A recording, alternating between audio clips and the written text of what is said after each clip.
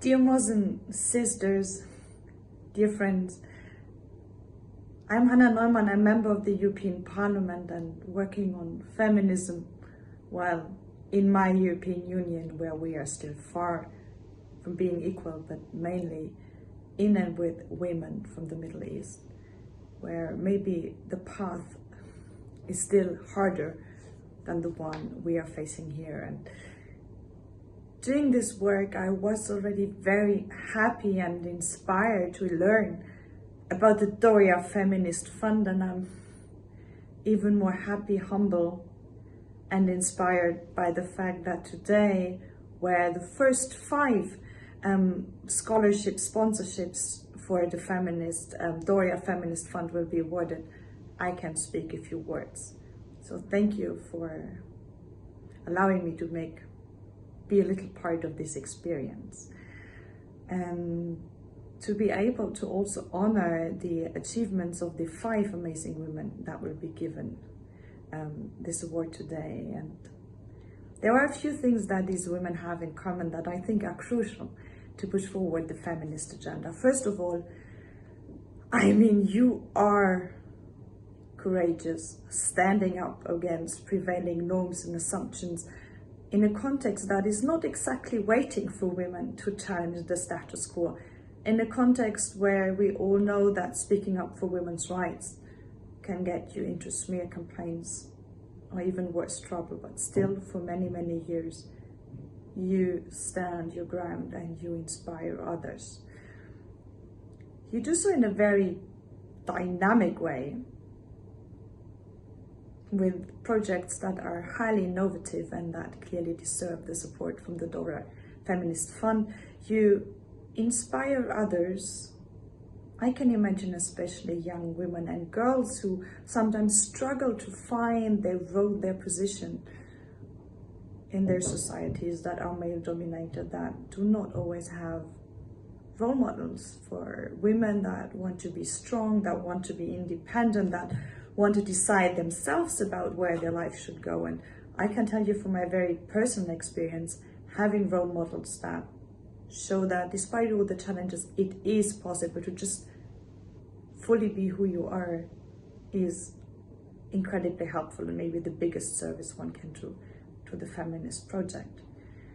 Well, and then it's about working together in collaboration, in using the platforms we have to uplift others,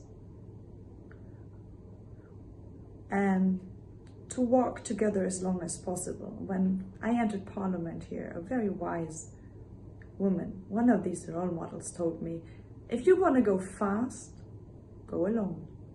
If you want to walk far, walk together. And it's a lesson that I remember until today, and that has given me much more strength and impact than I had ever imagined in my work. And clearly, the work of those who will be awarded today proves this proverb. So who will be awarded today? And I'm sure you will learn more about them in the upcoming event. One woman is Dr. Lamia Akeri from Morocco. And what I find most inspiring in her work is that it's not just focusing on women, which would be not enough of a work, but it also makes sure and very clearly the point that also queer people, well, people who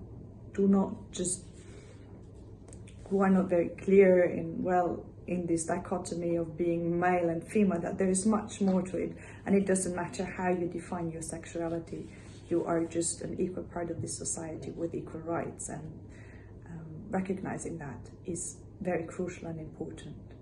Then there's Roja Hassan from Sudan, who produces a feminist podcast, which in itself is a lot of fun, but this podcast really tries to also tell the history of women in her country and give other women a platform to discuss their issues. And that's something even in the history of my country was quite surprising to me, that the history is told as the history of men, well, which if we do some research, clearly it's not. And it's very good that in so many countries we are retelling our history. Then there is Dr. Selma Hasri from Tunisia, who has been a trainer and until today is a trainer for medical abortion and an advocate for abortion's rights. And well, my body, my choice is a global slogan.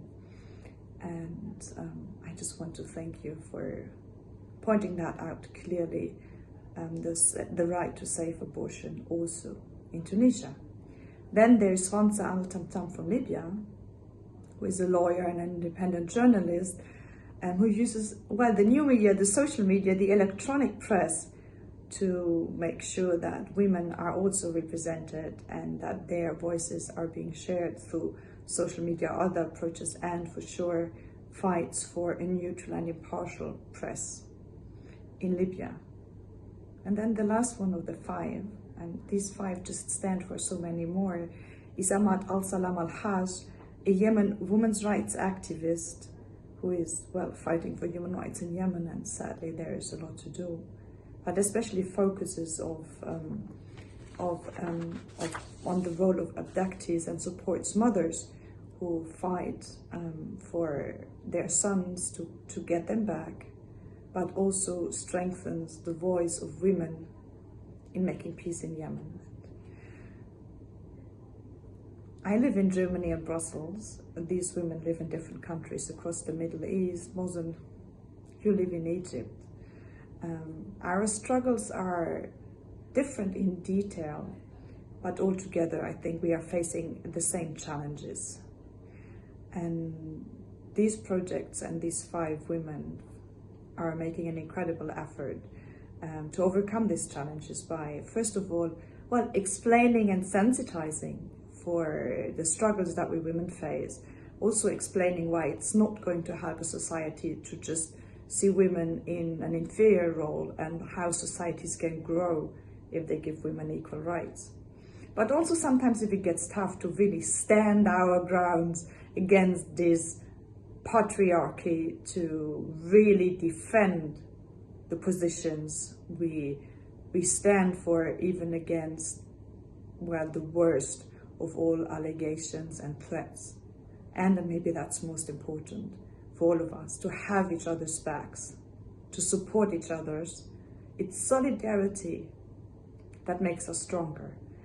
And while we may differ on some issues like religion, like positions on wearing a hijab or not, like the football clubs we like, or if we like football at all, I think it is so important that we walk together, this walk of solidarity against patriarchy, because most of these patriarchy structures do not wait for women to challenge them.